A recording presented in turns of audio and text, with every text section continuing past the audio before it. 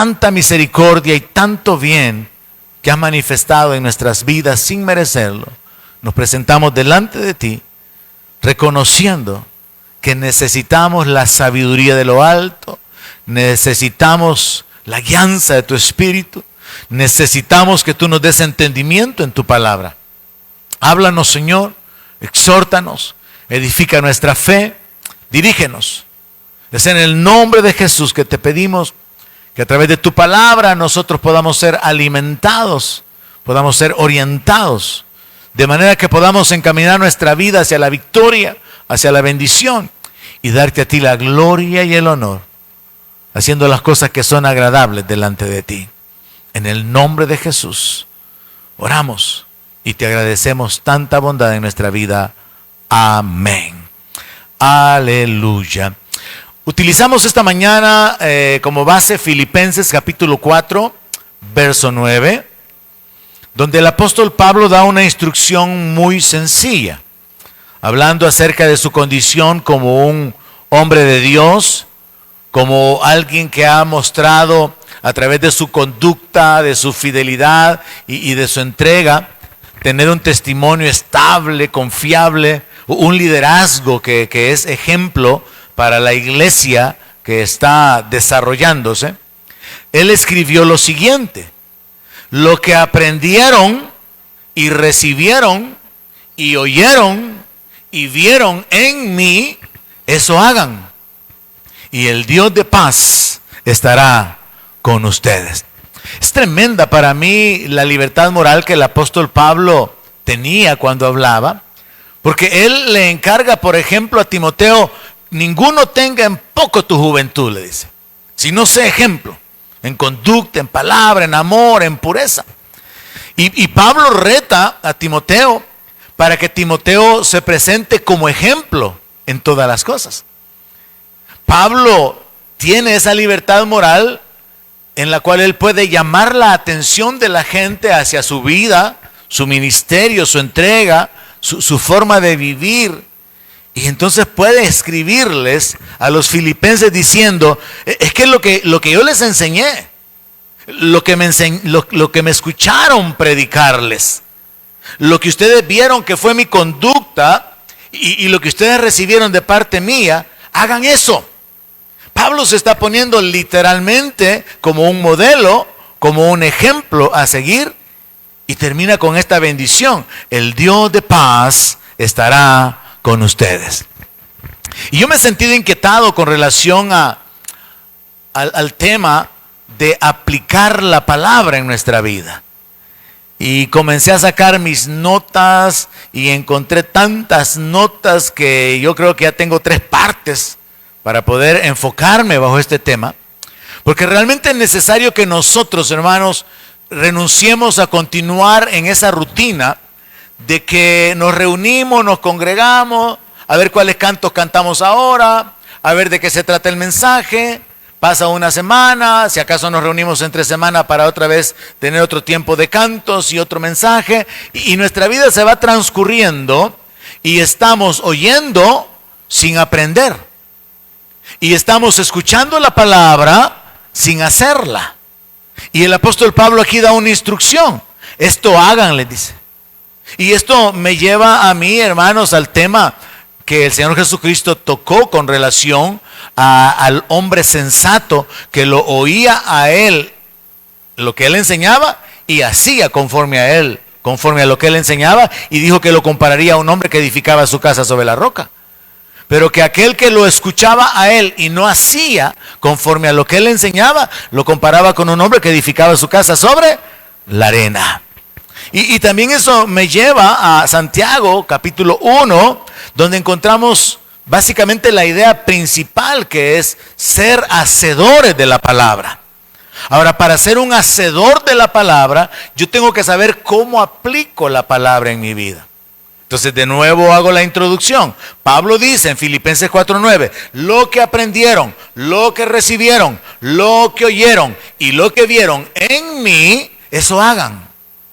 Porque la palabra se trata de hacerla, no solo de oírla, no solo de memorizarla, no solo de conocerla, Son bienaventurados los hacedores de la palabra y no solamente los que lo oyen.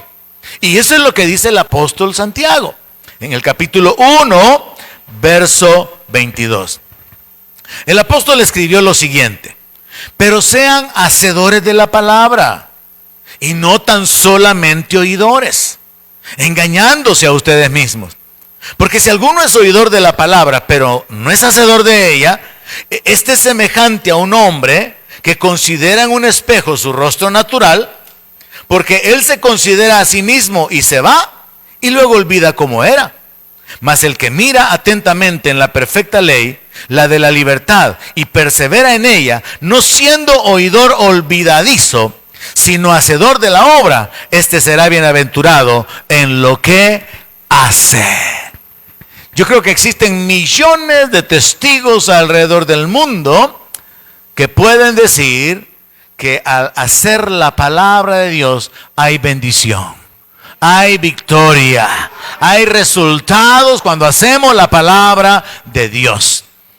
Ahora, el asunto es que si nos enfocamos en renunciar a ese estilo de vida, de estar en la rutina, de participar de un culto a otro culto a otro culto y estar oyendo sin aprender o aprender sin hacer, yo creo que todos nosotros podríamos considerar también, ¿cuántas veces a usted le ha pasado que usted vino a la iglesia, se congregó y no recibió nada en el mensaje? Probablemente porque usted consideró que no era aplicable para su vida. Probablemente porque no prestó atención, estaba cansado, su mente no estaba alerta, su alma no estaba dispuesta y al final no sacó provecho. Y no entendió el mensaje o no encontró nada que usted pudiera hacer. Pero lo cierto es que la palabra de Dios contiene instrucciones prácticas que tienen que afectar nuestra vida. Y por eso de muchas maneras se nos enfoca en el hecho de en la necesidad de la obediencia. Tenemos que aprender a obedecer al Dios de la palabra. Tenemos que aprender a hacer la palabra reconociendo que nuestra obediencia causa nuestra bendición.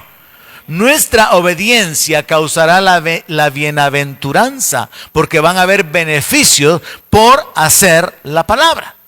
Ahora mire cómo el apóstol Santiago ilustra esta idea. Dice, es que el que oye la palabra y no la hace, lo voy a comparar con alguien que se mira en el espejo. ¿Cuántas veces las mujeres han dicho, qué mechuda ando? Una cosa que asusta a toda mujer. El hombre no, el hombre puede andar mechudo, el bigote todo mal cortado, puede andar todo estartalado y bueno, se mira y a veces como que no mucha importancia le da, pero para una mujer eso es pecado de muerte. Qué mechuda ando.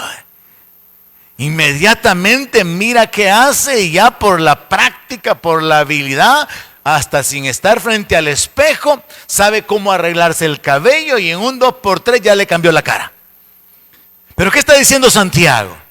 Que el oidor de la palabra, él lo compara a alguien que se mira, se da cuenta de los defectos, se da cuenta de lo que no está bien, de lo que está mal, pero se aleja del espejo y se olvida que tiene que hacer algo para mejorar su apariencia. En nuestro caso, no es nuestra apariencia lo que tenemos que mejorar, es nuestro ser, es lo que somos lo que tiene que ser cambiado. Entonces Santiago compara al oidor de la palabra con alguien que olvida lo que ve en el espejo. Usted puede venir a la iglesia, escucha un mensaje, se da cuenta que hay algo que tiene que cambiar. Por ejemplo, el domingo pasado hablé de misericordia, usted se da cuenta que no tiene misericordia, pero ya se le olvidó y siguió siendo sin misericordia. Porque no sabe cómo aplicarlo. No sabe cómo mostrarle misericordia a la gente. Ni siquiera sabe de quién tener misericordia. Entonces fallamos en aplicar la palabra y no somos hacedores de la palabra porque no sabemos cómo aplicarla. Por eso el tema de esta mañana es esto, la aplicación de la palabra. ¿Cómo nosotros podemos lograr aplicar la palabra, vivir la palabra, ser hacedores de la palabra? Y esto toma una determinación, tiene que haber una voluntad. Quiero cambiar, quiero crecer, quiero agradar a Dios, quiero ser un canal de bendición para otras personas. Yo necesito enfocarme en mi cambio. Usted no va a cambiar automáticamente. Usted no va a despertar un día siendo una persona diferente si usted no usa su voluntad. Así que Santiago dice que el hacedor no olvida la palabra, sino que la recuerda y se enfoca en esa transformación, se enfoca en mejorarse a sí mismo, se enfoca en transformar su vida. A manera de reflexión, yo quiero preguntarle, ¿qué es lo que ha cambiado en su vida en los últimos meses? Ya pasaron 3 meses de este año. ¿Ha cambiado algo? No estoy hablando de más canas, ni de más arrugas. Estoy hablando de, ¿ha cambiado algo en sus hábitos? ¿Ha cambiado algo en su conducta? Porque yo quiero recordarle que el último mensaje que prediqué fue sobre misericordia. Ahora se espera entonces, nos enfocamos en la misericordia y todos mentalizados, tengo que practicar la misericordia, tengo que ser misericordioso, tengo que ser compasivo, tengo que darle a aquel que no lo merece, tengo que ayudar a aquel que está desvalido, que está necesitado, tengo que aprender a ser sensible, tengo que ser perdonador, buscar la manera de aplicarlo. ¿Ha cambiado o simplemente fue un mensaje más? Sí, la misericordia, ser misericordioso porque Dios es misericordioso, sí, pero no lo hemos aplicado. Yo quiero preguntarle, ¿qué ha cambiado en su vida? A principios de marzo compartí sobre tener la actitud de siervo. ¿Ha cambiado su corazón y en su corazón existe la mentalidad de servir? Yo quiero servir a mis hermanos, quiero servir a mi familia, quiero convertirme en un servidor de los demás porque Jesús enseñó que el más grande es el que sirve a todos. ¿O simplemente fue un mensaje más sobre el servicio? Hablé acerca de servir con gozo. Pero si nos vamos un poco más atrás, en febrero, al principio de febrero, yo hablé acerca de gozarse en las tribulaciones. ¿Aprendió ya a gozarse en las tribulaciones? ¿O todavía cuando la tribulación le llega, va bien acompañada de la tristeza y no puede gozarse? Porque ese es un acto de fe, poder gozarse en las tribulaciones. Es una actitud de fe como la que dice Habacuc, como la que tuvo Job. Pero también en febrero, al final de febrero, yo hablé acerca de tener paciencia. Y le expliqué que la paciencia no es simplemente esperar, sino tener la actitud correcta mientras esperamos. ¿Qué estoy tratando de decirle? Que en los últimos mensajes hemos estado recibiendo instrucciones para que nuestra vida sea cambiada. Entonces la pregunta es, ¿qué ha cambiado en su vida? Ya veo los pensamientos subir con que ni me acordaba que había predicado eso, pastor. Todo el mes de enero prediqué sobre oración. ¿Ha estado orando? ¿Ha cambiado su vida de oración? ¿Se levanta usted y ora durante el día, ora 7 veces al día, ora 3 veces al día, a medianoche se levanta para alabar y bendecir a Dios? ¿Ha cambiado su vida de oración? ¿O simplemente todo el mes de enero que nos enfocamos en oración, simplemente fueron más mensajes con información, con instrucciones que no las llevamos a la práctica y que no nos hacen o que no nos permiten llamarnos hacedores de la palabra? ¿Qué es lo que ha cambiado en su vida en los últimos meses? Se supone que como creyentes tendríamos que ser personas transformadas, porque la conversión se trata de transformación. Antes éramos injustos, hoy deberíamos de ser justos. Antes éramos inmundos, pecadores, ahora deberíamos de ser santos. Antes insensibles, ahora misericordiosos. Antes mentirosos, ahora veraces. Antes tramposos, ahora honestos. Haga la lista, hermano. Y enfóquese en que en el Evangelio nosotros encontramos instrucciones de cambio. No se trata únicamente de reunirnos esperando que Cristo venga y aquí estamos cantando y esperando cuando ya se pase lista, a mi nombre yo feliz responderé y que más allá del sol yo tengo un hogar, yo tengo una mansión más allá del sol. No se trata de estar esperando al Señor únicamente. Se trata de estar ocupados en nuestra salvación con temor y temblor.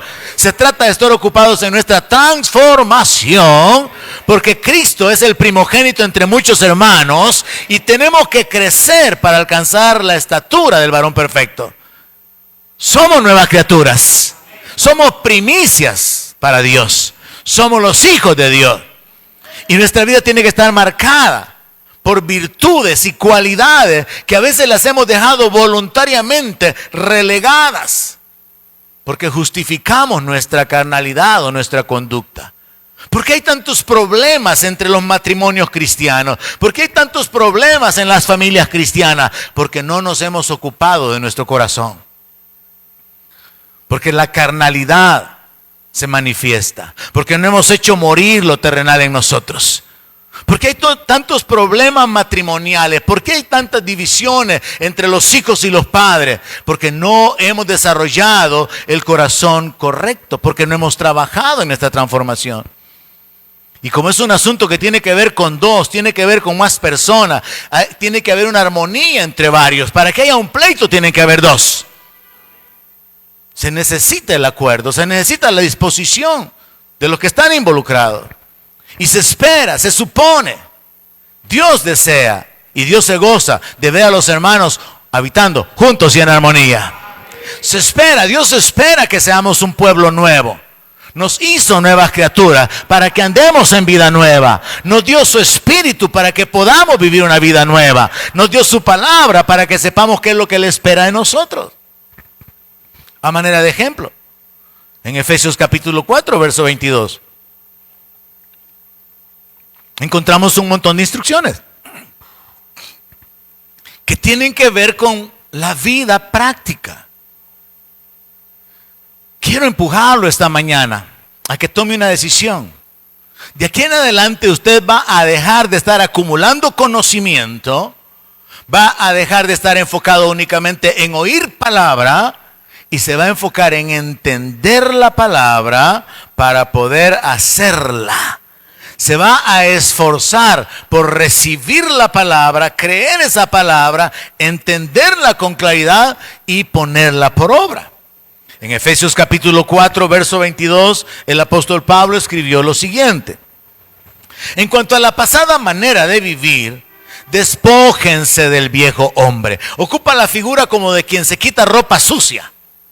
Despojarse, deshacerse de la ropa sucia, de la ropa vieja, de la ropa inservible. Hay que desecharla, hay que botarla. Dice que está viciado conforme a los deseos engañosos. Y hay que renovarse en el espíritu de la mente. O sea que hay que renovar la mente con un enfoque espiritual.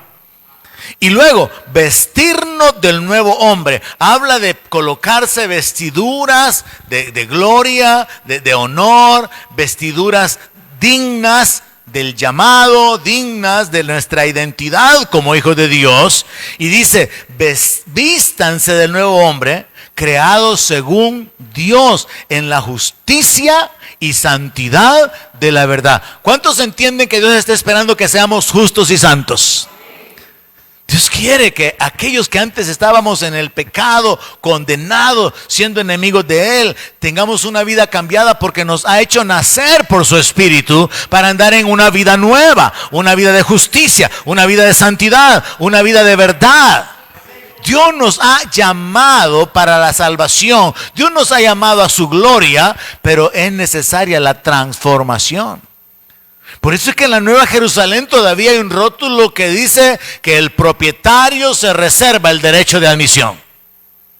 Dice que ahí no entra nadie que haga cosa inmunda. Ni los mentirosos, ni los borrachos, ni los afeminados, ni los adúlteros, ni los que hacen maldad. Dice que no van a entrar. Porque el Señor se reserva el derecho de admisión. De hecho, en una parábola Jesús explicó que había uno que entró vestido normalmente y no iba vestido de bodas. Y dijo, ¿y este qué está haciendo aquí? Sáquenlo, y lo echaron. Entonces la palabra de Dios nos habla de una transformación y todos, mis hermanos, estamos en ese proceso de transformación. Y Pablo está hablando de este proceso. Y mire las instrucciones tan claras que él da. Por lo cual, verso 25, desechando la mentira. Desechar es tirar a la basura. Un desecho es algo inservible. Pañal desechable. Se deshace de eso.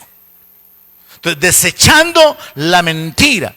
Dios espera que como parte de la vida nueva seamos personas veraces. Decir la verdad nos hace confiables. Dios espera que seamos veraces. Y por eso Él dice, hablen la verdad cada uno con su prójimo, porque somos miembros los unos de los otros. Pero qué terrible, hermano, cuando hay trampa, cuando hay falsedad, cuando hay maldad en la familia o en la iglesia y viene un hermano a proponerle un negocio al otro y mire, hermano, fíjese que tengo una necesidad y mire, le quiero vender tal o cual aparato. Fíjese que yo di tanto, se lo voy a dar en tanto y es mentira. Ya le subió para que cuando le baje el otro sienta que le está dando una ganga. Y Dios dice a través del apóstol Pablo, hablen la verdad cada uno con su prójimo, porque somos miembros los unos de los otros. Luego en el verso 26, airaos, o sea, enójense. Sí, Dios nos creó con emociones. Dios también tiene ira. Y la ira de Dios es perfecta. Y nos da esa instrucción, airaos, llénense de ira, enójense, pero no pequen. Y aquí hay un gran problema. Porque el que rápido se enoja hará locuras. Hay gente que en sus arrebatos de locura ha matado, ha herido, ha roto relaciones, ha insultado porque se dejó llevar por la ira. Y por eso el apóstol dice, sí está bien que se llenen de ira, está bien que se enojen, pero tengan cuidado de no pecar, de cometer injusticias. Y no se ponga el sol sobre vuestro enojo, o sea, no mantengan esa ira, esa cólera que llega la noche y siguen enojados, particularmente una aplicación al matrimonio. Y llega el siguiente día y siguen enojados y no se hablan. Y pasan los días y hasta terminan durmiendo separados. O relaciones entre hermanos que a veces por diferentes situaciones se rompen. Y pasan sin hablarse, pasan como enemigos, pasan enemistados. Por semanas, por meses. Y en ese contexto de la ira, en ese contexto de la contienda, de la discusión, verso 27 dice, ni le den lugar al diablo. Porque ¿sabe qué pasa cuando la gente se enoja? Le está dando un gran lugar al diablo. Porque la Biblia dice que donde hay contención y toda obra perversa, ahí hay perturbación. Y la perturbación es una intervención demoníaca. Cuando usted se enoja, usted está perdiendo el control de su voluntad. Y es como que esté cediendo la voluntad para que espíritus vengan a manipularlo, a moverlo hacia la maldad. Y por eso la palabra dice, no le den lugar al diablo. Los pleitos, las contiendas, los celos, las acusaciones son un escenario perfecto para que el diablo llegue y pueda ayudar a destruir, a herir. Pablo sigue dando instrucciones bien sencillas. El que hurtaba, no hurte más, sino trabaje, haciendo con sus manos lo que es bueno para que tenga que compartir con el que padece necesidad. Ya no es solamente, ya no roba, sino que ahora es trabaja y comparte. Vida nueva, transformación, cambio de corazón a través de ser un hacedor de la palabra de Dios. Verso 29.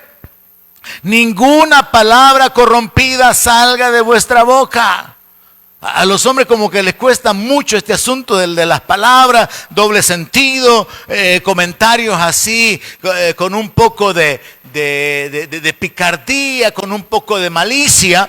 Y el Señor Jesús dijo que de toda palabra ociosa que sale de nuestra boca vamos a dar cuenta.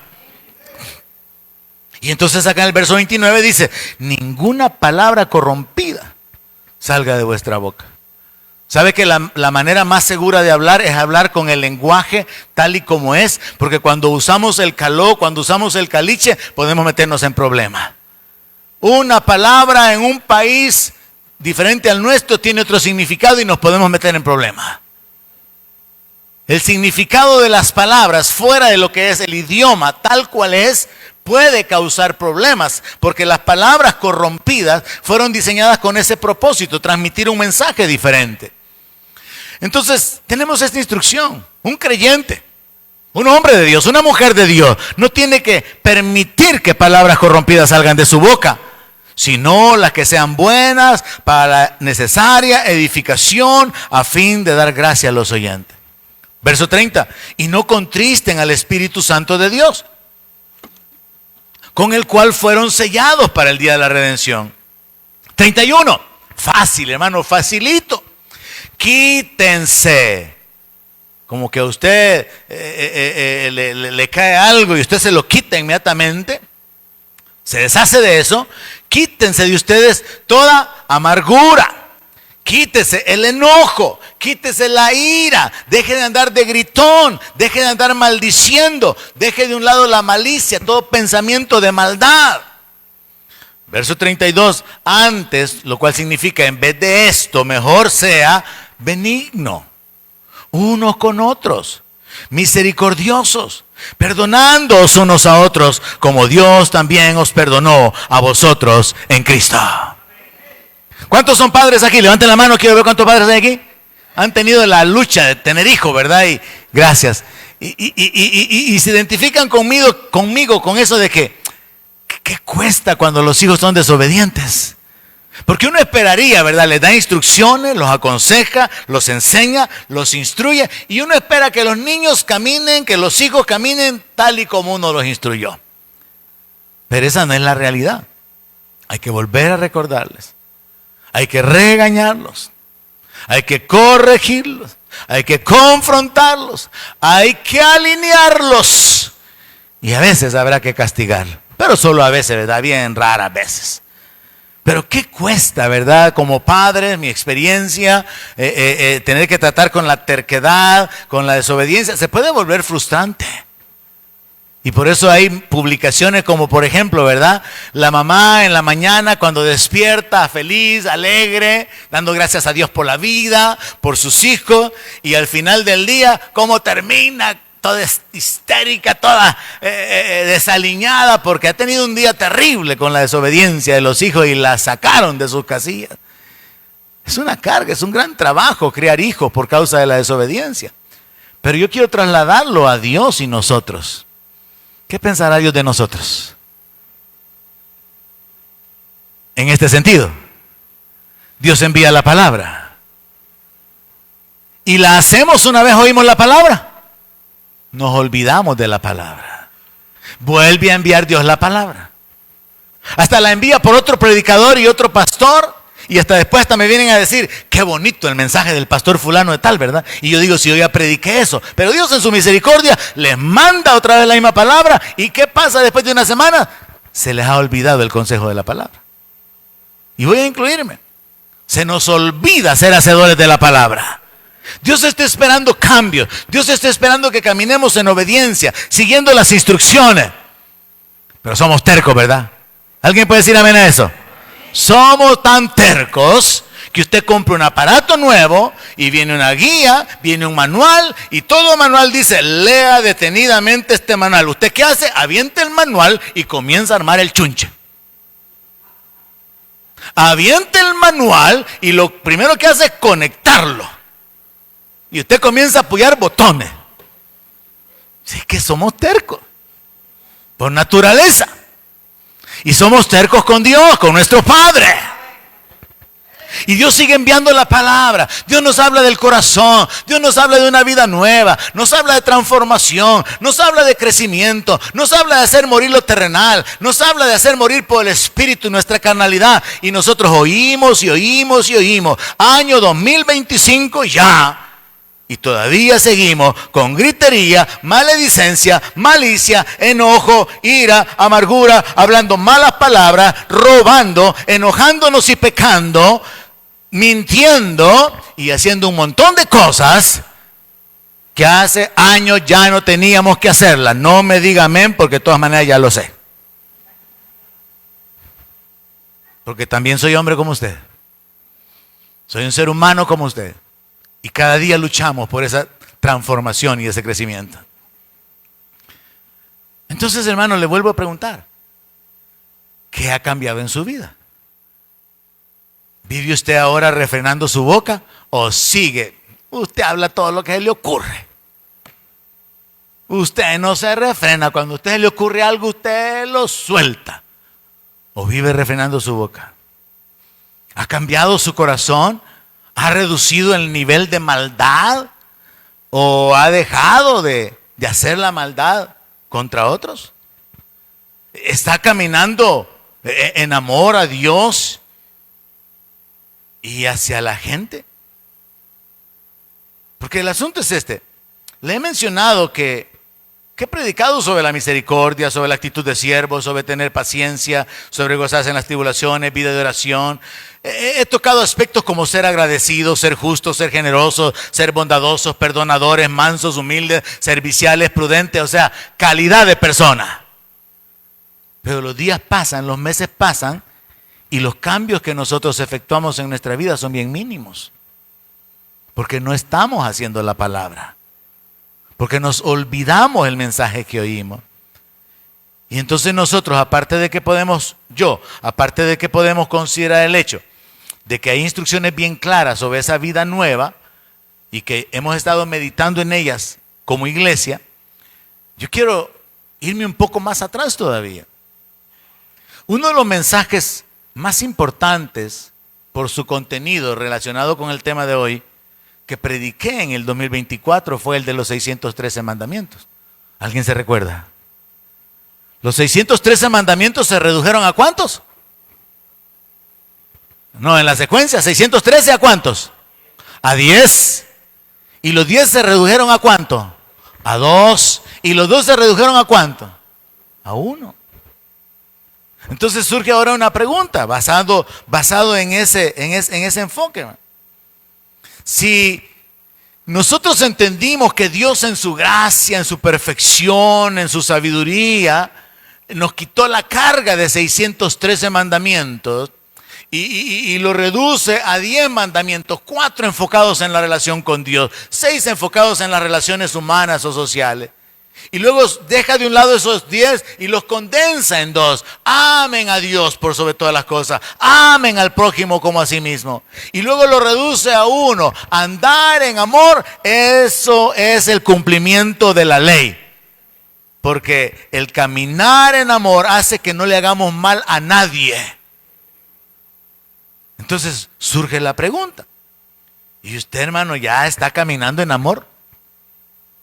¿O cuántas veces será necesario que se nos recuerde que Dios quiere que caminemos en amor? ¿Cuál es la marca del discipulado? En esto conocerán que soy mi discípulo. ¿En qué? Os améis unos a otros. El apóstol Juan habló de vecinos de amor. Jesús habló hasta de amar al enemigo. ¿Cuántos años necesitamos estar oyendo enseñanzas o instrucciones sobre caminar en amor para que podamos hacerlo? Quizás nos vamos a llevar hasta el milenio. Ese es el punto. La aplicación de la palabra. ¿Qué ha cambiado en su vida? ¿Cuál era el propósito de la ley? Recordemos ese mensaje. Comencé hablándole acerca del diluvio. Génesis 6. Se aumentó la gente en el mundo y se aumentó la maldad. Y como se aumentó la maldad, Dios dijo, me arrepiento de haber hecho al hombre, lo voy a cortar. Y mandó el diluvio. Y solo quedaron 8. ¿Cuál era el propósito de Dios? Número 1, erradicar toda la maldad. Número 2, volver a comenzar con la familia de Noé. Pero luego la maldad vuelve a manifestarse, la humanidad se multiplica y entonces Dios hace algo. Dios envía la ley. ¿Y qué es lo que aprendimos del propósito de la ley? La ley de Jehová es perfecta que convierte el alma. Dios, para evitar estar trayendo juicios por la maldad, dio la ley. ¿Para qué Dios dio la ley? Para convertir el alma de las personas, para cambiar la existencia de las personas, para cambiar la manera de vivir de las personas.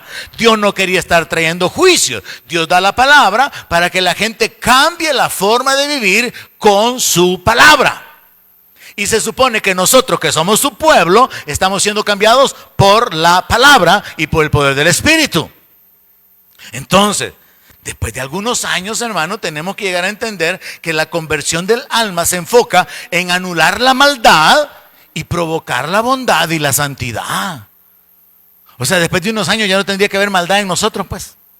Sino que practicar la bondad, el servicio, practicar la humildad, practicar la generosidad, practicar el perdón, porque somos nuevas criaturas, porque el Espíritu de Dios nos hizo nacer de nuevo. Nosotros muchas veces nos reservamos el derecho de mostrar la ira, mostrar el garbo, el orgullo, la contención, reclamar, reprochar, acusar, porque no hemos hecho morir lo terrenal. Porque no estamos siendo hacedores de la palabra. La oímos, pero lo que hacemos es mínimo comparado con lo que recibimos. Si así como nosotros esperamos que a nuestros hijos se les aconseja, se les instruye, y uno quisiera que ya a los 10, 12 años el niño bien educado, saluda, respeta, honra, se mantiene en una conducta que de veras bien educado, ¿qué no esperará Dios de nosotros en cuanto a nuestra vida? Dios espera que nosotros seamos personas agradecidas, caminando en justicia, en respeto, en sometimiento a la autoridad, en obediencia, que sabemos honrarnos los unos a los otros, personas de palabra, personas de compromiso, personas leales. Si estoy diciendo algo bueno, dígame. Dios espera que seamos personas leales, honestas, puras, compasivas. Dios está interesado en nuestra transformación, pero como nosotros no estamos enfocados en nuestra transformación, oímos la palabra, pero no la hacemos. Entonces, en esta primera exposición del tema, la aplicación de la palabra, el enfoque es, mire, y nosotros, hablando de manera individual, ¿somos parte del grupo de oidores o somos del grupo de los hacedores de la palabra? Cuando usted sale de aquí, ¿sale con tarea?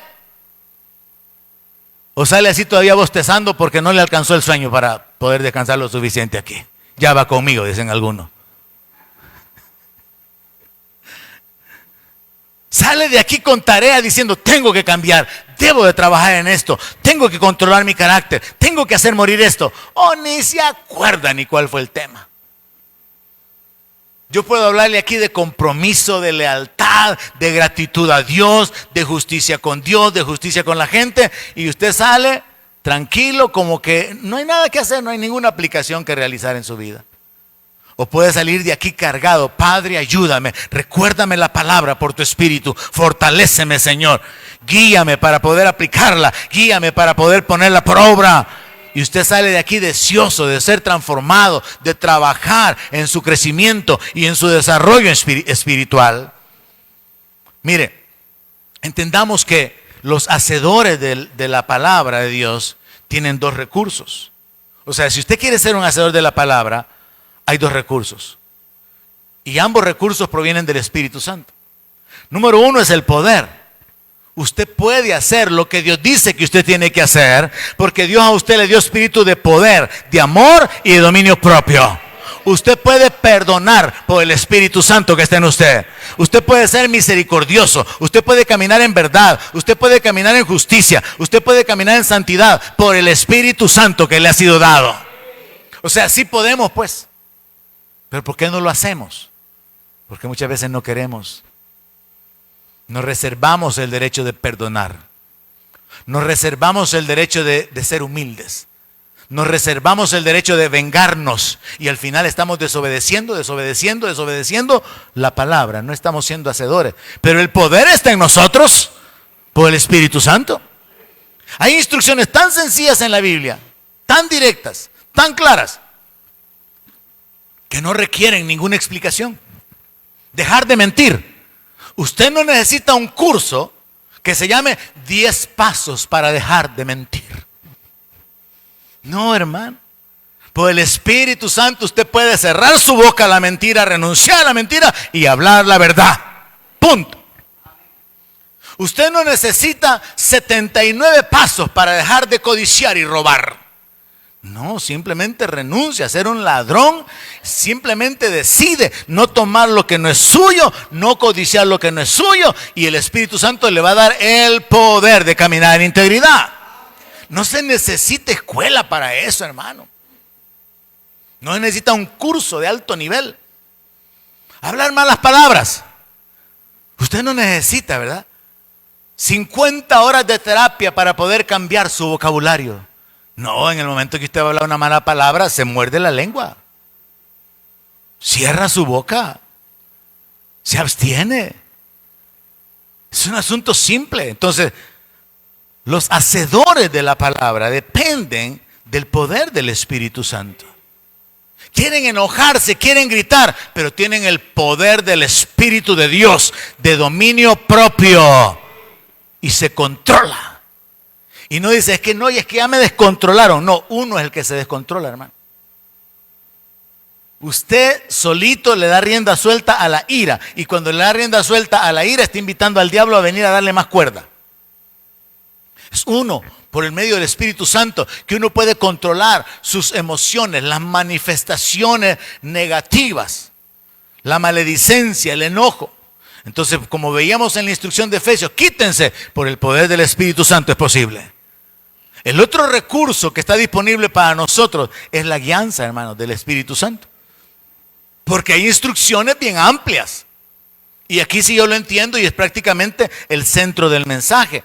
El tema es aplicando la palabra. O sea, ¿cómo hacemos para llevar a la práctica la aplicación de la palabra? Hay instrucciones bíblicas que son tan generales que necesitamos que el Espíritu Santo nos haga entender cómo la llevamos a la práctica. Hay instrucciones sencillas. No robar, no mentir, no maldecir, no gritar, simple. Pero hay otras instrucciones como por ejemplo, ser benignos con otros. ¿Cómo usted puede ser benigno con los padres de la bebé que le están reclamando porque no se las cuida bien? ¿Cómo usted puede ser benigno en su relación con los demás hermanos del ministerio si lo están tratando de una manera ruda? ¿Cómo puede ser benigno con sus familiares, con los que no ha tenido muy buena relación? Ahí necesita que el Espíritu Santo le ayude para que usted sepa cómo puedo mostrar la bondad y la benignidad en mis relaciones. Lo mismo con ser misericordioso. ¿No cree usted que es ser misericordioso ayudarle a las ancianas cuando van bajando la grada ahí? ¿Hay alguien aquí esta mañana? ¿No cree usted que es misericordia eso? Ayudarle a nuestras hermanas ancianitas para que bajen la grada. ¿No cree usted que es falta de misericordia que en lugar de ayudarles se les apresure? Haciendo una aplicación práctica. Tenemos por el Espíritu que saber ¿y cómo aplico la palabra? ¿Cómo nosotros llevamos a la práctica en nuestras diferentes relaciones las instrucciones bíblicas? Otra más, no contristéis al Espíritu, leíamos en Efesios. Bueno, necesito que el Espíritu Santo me haga entender cómo hago para no contristarlo. ¿Qué es lo que le puede causar tristeza al Espíritu Santo? Si Él me está inquietando para orar y yo me hago el indiferente. Si el Espíritu Santo me está guiando para poder compartir, sembrar finanzas, comida, vestido en alguien y yo lo ignoro. Yo necesito que el Espíritu Santo me guíe para poder saber de qué manera poner por obra la palabra. ¿Me estoy dando a entender, iglesia? Hay instrucciones sencillas que lo que tenemos que hacer es hacerlas y Dios por su Espíritu nos da el poder. Pero hay otras instrucciones que son más amplias, son más abiertas. Y ahí necesitamos que el Espíritu Santo nos dé su guianza para poder saber cómo aplicarla. Si la palabra dice, no le den lugar al diablo, ¿de qué maneras yo le estoy dando lugar al diablo en mi vida? ¿Le estoy dando lugar al diablo si me detengo en pornografía? ¿Le estoy dando lugar al diablo si estoy comenzando a maquinar la manera de poder obtener recursos de una manera ilícita? ¿Le estoy dando lugar al diablo cuando estoy en mi mente cavilando o maquinando cómo podía vengarme de alguien? Pero necesito que el Espíritu Santo me amplíe todas las posibilidades para que yo pueda ser un hacedor de la palabra. Amén. Romanos 8:14. Porque todos los que son guiados por el Espíritu de Dios, estos son hijos de Dios. Entonces yo descubrí algo. Y por eso me voy a resumir esta primera parte de la meditación en el problema principal que tenemos como creyentes. Sí, está el grupo de los hacedores de la palabra y está el grupo de los oidores. Pero yo descubrí que el problema principal con la iglesia es no sabemos cómo aplicar la palabra. Y eso es un gran problema. No sabemos cómo servirnos los unos a los otros. No se nos ocurre. No sabemos cómo mostrar gratitud. Alguien ha sido nuestro benefactor, nos ha ayudado, nos ha bendecido, pero no sabemos, no se nos ocurre cómo ser agradecidos. No sabemos. No sabemos cómo mostrarle amor al prójimo. Simplemente sucede algo que Dios señaló en Jeremías capítulo 4, verso 22. Es parte de nuestros defectos de la herencia genética espiritual de Adán. Jeremías 4, 22 dice, porque mi pueblo, no está hablando de otro pueblo, porque mi pueblo es necio. No me conocieron, son hijos ignorantes y no son entendidos. Sabios para hacer el mal, pero hacer el bien no supieron. Yo no sé si esto lo describe a usted, pero una forma bien fácil de comprobarle esto y aplicarlo a todos nosotros es que usted no haya que regalarle a alguien en su cumpleaños. ¿Alguien me entiende la idea? Sabios para hacer el mal, pero hacer el bien no supieron. Se acerca el cumpleaños, llega el día, es que yo no sé qué comprarle, usted fíjese. Sabios para hacer el mal, pero hacer el bien no supieron. ¿No se les ocurrió? No se nos ocurre. No sabemos cómo honrar a nuestros padres ancianos, no sabemos cómo agradar a Dios, no sabemos cómo llevar a la práctica la palabra. Qué tremendo, hermano. Yo descubrí que este es el problema principal. Oímos palabra como oír llover y no la hacemos porque no sabemos cómo aplicarla. Somos amables en nuestras relaciones con los clientes, pero en la casa somos groseros. No la aplicamos la palabra. Dice la Escritura, vuestra gentileza sea conocida por todos. No, si es que donde trabaja, como le han entrenado para que hable con una voz bien dulce, ¿en qué le podemos servir? Es un gusto atenderle. Pero en la casa, ¿y qué querés? Pues vos no podés acercarte. Cualquier coincidencia es pura casualidad. Entonces el asunto es, no cambiamos. No estamos enfocados en nuestro ser. Y Dios está esperando que resplandezcamos como hijos de luz. Entonces nosotros tendríamos que reconocer, hermanos, que al igual que a los judíos, nos hace falta sabiduría. No sabemos cómo agradar a Dios, cómo amar al prójimo, cómo honrar unos a otros, cómo honrarnos unos a los otros, cómo mostrar el respeto, la sujeción a la autoridad. No sabemos cómo aplicar la palabra. Entonces, tenemos que ir al segundo recurso, que es el de la guianza del Espíritu. Si reconocemos que nos hace falta sabiduría, tenemos que pedirle a Dios. Mire, los judíos fallaron, a pesar de ser conocedores de la ley, y es mucho más grave la falta cuando quienes la cometían eran tarjeta y después pago mis cuentas.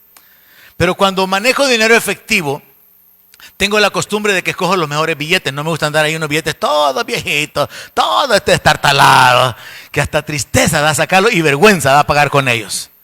Entonces, si puedo escoger lo que voy a andar en mi cartera, que sean billetes buenos. Entonces alguien decía, cuando alguien quiere honrar a Dios, busca hasta los mejores billetes para darle a Dios. No le da el todo estartalado, el roto con un tirro de por medio, ni siquiera scotch, tirro de por medio, porque ese que se vaya en la ofrenda. Cuando usted quiere honrar a Dios, usted le da lo mejor a Dios, decía, ocupando la ilustración de este pastor. Pero aquí los israelitas fallaron porque a Dios le traían el animal ciego, le traían el animal con la pata quebrada, le traían el animal que estaba golpeado. Y Dios les dice, ¿ustedes creen que me están honrando a mí? Lo estaban deshonrando. Pero no solo eso. Como no sabían hacer el bien, pero el mal sí lo sabían hacer, en Malaquías 3:8 Dios los reprende y les dice, ¿robará el hombre a Dios Pues ustedes me han robado y todavía me preguntan, ¿y en qué te hemos robado? Vivimos en la tierra de Dios, usamos el aire de Dios, Dios nos ha dado un cuerpo, nos ha dado facultades, nos ha dado habilidades, pero a la hora de honrarle, no hay honra. Los israelitas no sabían cómo honrar a Dios con sus finanzas. Y lo mismo sucede con el pueblo evangélico. El porcentaje de creyentes que diezma son menos del 50% en la mayor parte de las iglesias. Es un asunto del corazón. Luego ellos también sí sabían hacer el mal, pero lo bueno no lo sabían hacer. Isaías 58:3. Ayunaban, pero aún el día del ayuno andaban peleando, andaban gritando, andaban maltratando a sus empleados.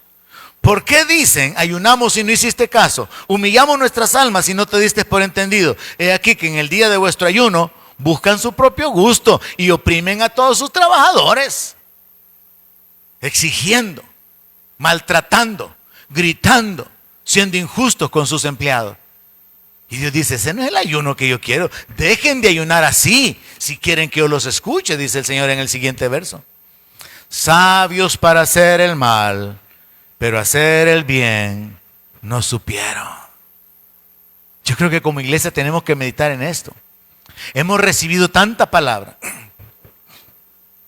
Se dice y se repite hasta el cansancio, al menos en mis oídos, es que en el CCF la gente conoce la palabra. ¿Y de qué nos sirve que la conozcamos si no la hacemos? ¿De qué nos sirve que la conozcamos si hablamos de evangelizar y no evangelizamos? ¿De qué nos sirve si hablamos de orar y de interceder y no oramos? ¿De qué nos sirve si hablamos de ser perdonadores, serviciales, de aprender de Cristo que dijo que era manso y humilde y no cambiamos? ¿De qué nos sirve? Para mí no es un elogio que digan, es que en el CCF la gente conoce la palabra. Hasta cierto punto es causa de vergüenza, porque el que sabe hacer lo bueno y no lo hace, le es pecado. Hay pecados de ignorancia. Pero hay pecados que se cometen con conciencia, con conocimiento. Y cuando nosotros conocemos la palabra y no lo hacemos, estamos mal. Estamos más mal que aquel que no conoce la palabra. Mire, tenemos que considerar, y yo quisiera que usted pensara que esta es una plática entre usted y yo. No olvídese de toda la multitud. Es solo con usted el asunto, para que lo agarre individual. Y quiero transmitirle esta idea. Los judíos estaban tan mal en su relación con Dios. No sabían hacer lo bueno, no se les ocurría. Pero para hacer lo malo, para eso sí, tenían mucha experiencia. Tenemos que aplicarlo en nuestra vida como el pueblo de Dios. Los judíos estaban tan mal en su interpretación y en su aplicación de la palabra, que es el tema, que un día le preguntan a Jesús, Mateo capítulo 12, verso 10, Señor, ¿es lícito sanar en el día de reposo? Imagínese usted qué pregunta. Dice que había ahí uno que tenía seca una mano y le preguntaron a Jesús para poder acusarle, ¿es lícito sanar en el día de reposo? Imagínense, hermano, no saber aplicar la palabra. No conocían a Dios. Jeremías 9:24, donde dice que se alabe en esto el que se hubiera de alabar, en entenderme y conocerme que yo soy Jehová, que hago justicia, juicio y misericordia, y esto quiero, dice el Señor. No conocían a su Dios, no sabían que Dios quería misericordia. Aplicando el mensaje del domingo pasado, si supieran lo que significa misericordia quiero y no sacrificio, no condenarían a los inocentes. Si supieran lo que significa misericordia quiero, no me estarían preguntando si debo o no debo sanar a este hombre que tiene la mano seca solo porque es día sábado. Pero así era el enajenamiento que tenían en su cabeza los israelitas. Así era la dureza de corazón. Y él les dice, y él les dijo, ¿qué hombre habrá de ustedes que tenga una oveja? Y si esta cae en un hoyo, en un día de reposo, no le va a echar mano y la levante. Él les respondió, ¿cómo es posible que piensen que sí está bien sacar a la oveja del hoyo, pero no está bien sanar a la gente en día sábado? Hermano, eso es ceguera espiritual del más alto nivel. Le hacen otra pregunta, Mateo 22:17. Dinos pues qué te parece. ¿Es lícito dar tributo a César o no? Imagínense. Es que hacer lo malo sí sabían. Saben cómo llevar doble contabilidad. Saben cómo emitir facturas comerciales. Saben cómo hacer negocio bajo de agua. Saben cómo hacer trampa. Se les ocurre. Pero hacer lo bueno no, lo justo no. Les preguntan, ¿es lícito dar tributo al César o no? Pero Jesús, conociendo la malicia de ellos, les dijo, ¿por qué me tientan, hipócritas? Muéstrenme la moneda del tributo. Sacaron una moneda de un denario y entonces les dice, ¿de quién es esta imagen? Y ahí estaba la imagen del César. Y entonces, ¿de quién es esta imagen y la inscripción? Le dijeron, de César. Simple, la sabiduría del Señor. Ok, entonces ese dinero que tiene la imagen de César le pertenece al César. ¿Por qué no se lo van a dar si es de él? Tiene la imagen de él, le pertenece a él. Pero luego hace una declaración que muchos evangélicos pasamos de largo. Denle pues a César lo que es del César y de Dios lo que es de Dios. Hay muchos evangélicos que no le dan a Dios lo que es de Dios. ¿Y qué es lo que es de Dios? Pues hermano, hay que el Espíritu Santo le ayude, hermano.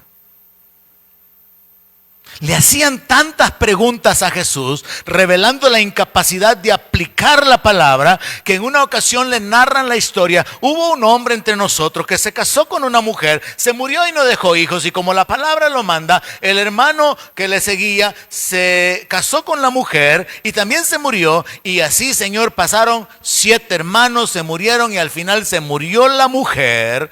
Verso 28 de Mateo 22, en la resurrección, pues, ¿de cuál de los 7 será ella mujer, ya que todos lo tuvieron? Mire las profundidades espirituales que le preguntaban al Señor. Pero no lo vea únicamente como señalando a ellos, sino que piense usted. Usted puede estar en la misma condición de que el mal sí lo sabemos hacer, pero el bien no lo sabemos hacer. Y tenemos unas inquietudes y unas preguntas ahí, ¿verdad? Que ya deberíamos de ser conocedores de la palabra y estar guiando, instruyendo a otros. Ya deberíamos de ser maestros. Pero somos niños que necesitan la leche todavía. Porque no nos hemos ejercitado en el discernimiento del bien y del mal. Oiga la respuesta del Señor. Usted se ubica. Según la ley, si un hombre moría y no dejaba hijos, el hermano tenía que tomar el lugar del muerto y levantar una descendencia, porque Dios lo que estaba buscando era que hubiera siempre un linaje hacia el Mesías. Había un propósito divino. El propósito de las relaciones sexuales, el propósito del matrimonio era poder traer hijos a este mundo para poder tener habitantes del reino. Entonces, desde la perspectiva divina, ya no hay matrimonio, ya no hay una unión sexual, ya no hay una relación o una atadura. Y por eso Jesús les dice, en la resurrección ni se casan, ni se van a dar en casamiento, sino que serán como los ángeles, en el sentido que otro nivel de vida. La sexualidad fue dada aquí en la tierra para llenar la tierra, para multiplicarse. La sexualidad fue dada para que hubieran más criaturas a las cuales Dios posteriormente habría de salvar y convertirlos en sus hijos. Por eso la palabra dice, he aquí herencia de Jehová son los hijos. Entonces, estos tenían tales preguntas que las cosas que importaban no sabían practicarlas. Pero andaban por la rama, andaban haciéndole preguntas tan absurdas de cosas que eran irrelevantes. Porque quienes le preguntaron esto ni creían en la resurrección. Entonces lo hacían solamente por provocarlo. Ahora escuche la respuesta del Señor. Erráis ignorando las Escrituras. Este es el problema evangélico también. Erramos porque ignoramos cómo aplicar las Escrituras. Y a Jesús le preguntaron, ¿quién es mi prójimo? A Jesús le preguntaron, ¿qué haré para heredar la vida eterna? A Jesús le preguntaron, ¿se puede repudiar a la mujer por cualquier causa? A Jesús le preguntaron, ¿y por qué tus discípulos no se lavan las manos para comer? A Jesús le preguntaron un montón de cosas. que revela esta verdad. Los judíos no sabían cómo aplicar la palabra. ¿Me está entendiendo? Los judíos no sabían cómo aplicar la palabra. Y el mismo pecado, el mismo error lo podemos cometer nosotros.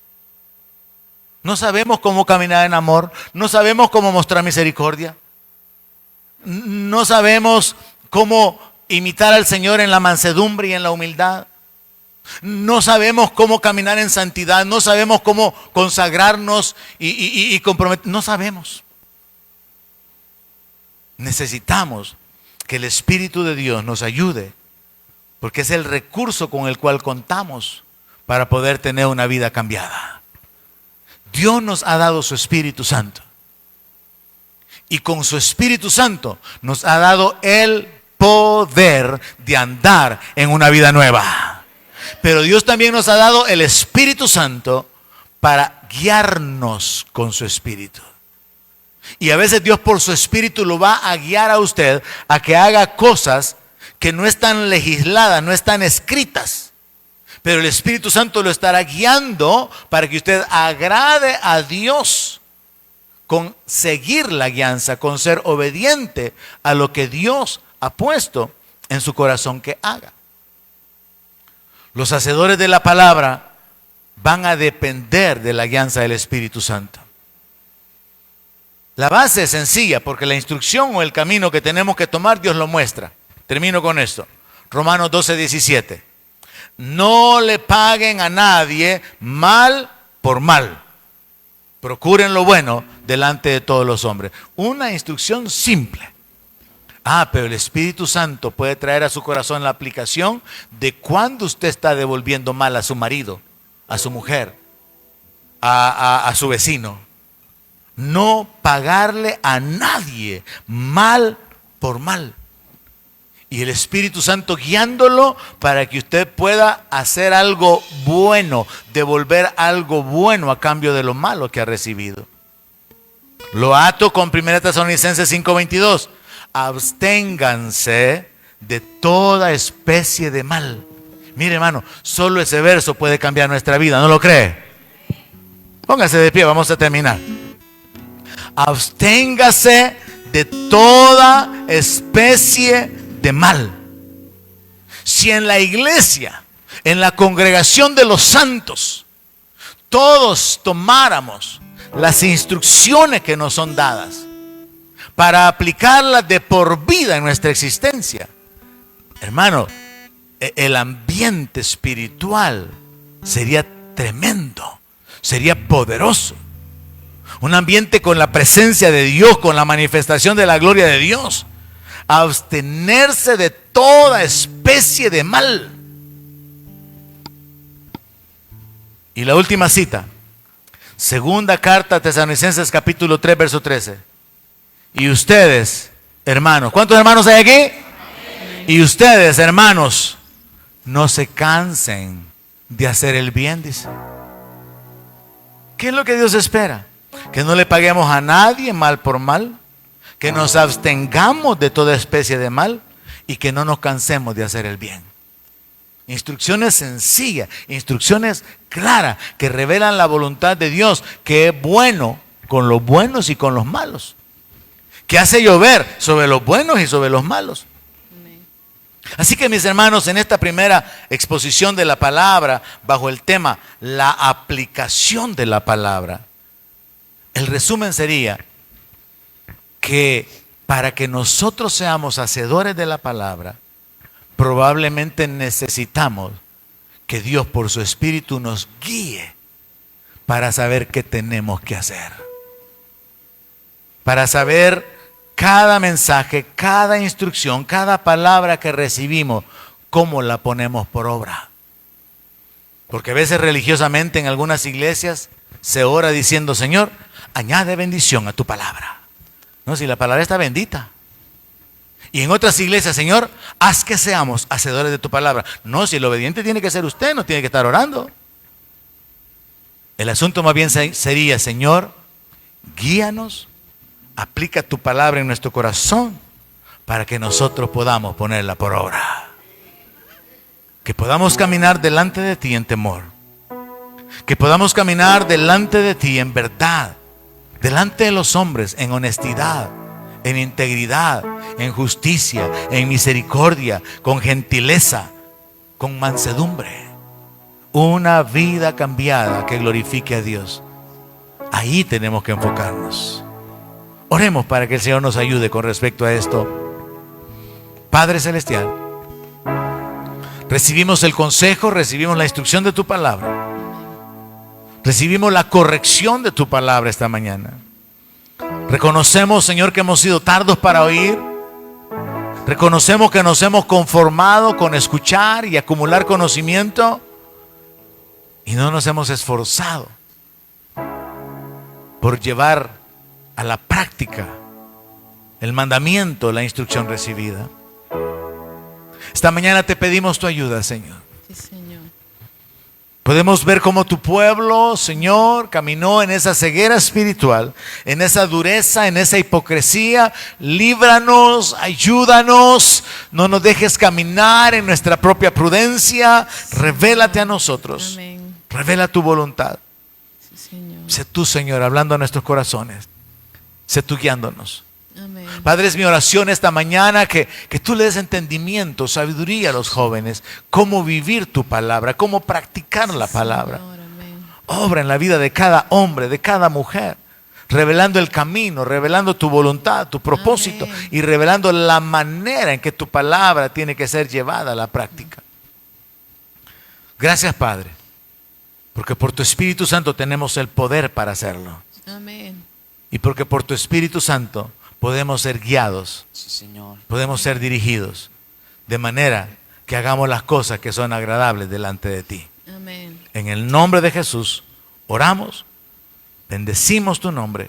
Sí, Señor. Te agradecemos por tanto bien, Sí, Señor. te agradecemos por Amén. tantas Amén. misericordias, Amén. te agradecemos por tu favor sobre nuestra Amén. vida.